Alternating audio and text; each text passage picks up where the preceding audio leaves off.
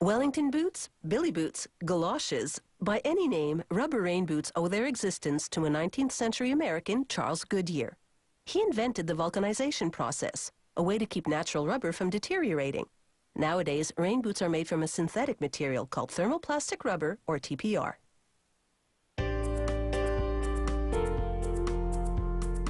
They're functional, even fashionable. Making rubber boots begins with spools of polyester yarn for their lining. A colored spool adds a thin line of color to indicate the foot size of the lining. A computer-programmed machine crochets the yarn with 242 needles. As we can see in slow motion, each gate opens completely, then closes on the yarn. The needle rotates 750 times per second. They can program the machine to make linings for any size of boot.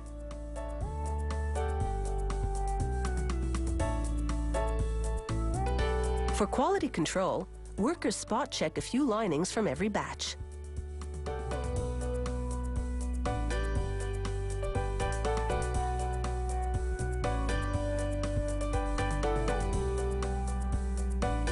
Now the action moves to this automated injection molding machine with 6 stations. Each one produces a pair of boots. Workers carefully roll a pair of linings onto each station's foot form, called the last. These lasts will create the space inside the boot for the lower leg and foot. A 5-part boot mold closes around the foot last, then a high-pressure injection screw pushes in melted synthetic rubber, first in the soles, then in the upper boot. The company lab regularly tests samples of the synthetic rubber pellets that feed the injection machine to make sure they melt and flow well. The lab technician pours in some pellets, melts them, then pushes in a piston to extrude the molten rubber. The machine measures what's called the melt flow index.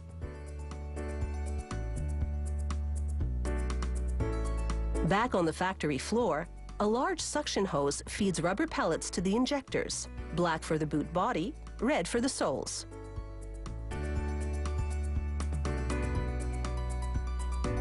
And at this factory, nothing goes to waste. It recycles rubber leftovers or rejects of all colors into a batch of black rubber.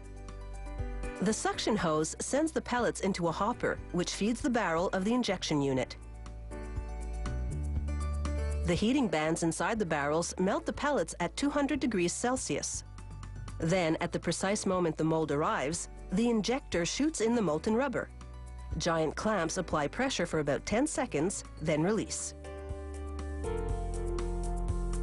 A hydraulic cylinder pushes up the last, helping to extract the boots.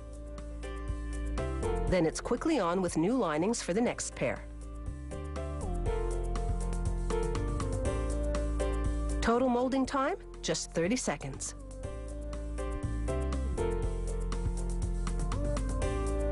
The boots cool for 45 minutes, then head off to packaging. They make one stop along the way at the pad printing machine to get the company's logo.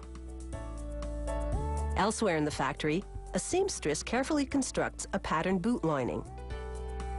The factory crochets white linings in a continuous roll, then has another company print on the design. The trickiest part is shaping the toe, because she has to curve and cut the material at the same time. For these patterned boots, the machine injects a transparent synthetic rubber into the mold so that the printed lining will show through. The mirror finished surface of the mold cavity produces a high-gloss boot. The printed boot requires more work and costlier materials and is therefore more expensive. After the molding, for example, it has to go to the trimming station. There, a worker shaves off excess material from the top of the boot. Then he sews on a fabric binding to sandwich the lining.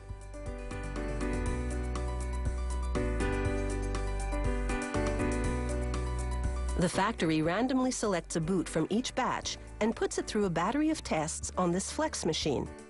It bends the boot in various ways, some 300,000 times, ensuring these rain boots can walk the walk.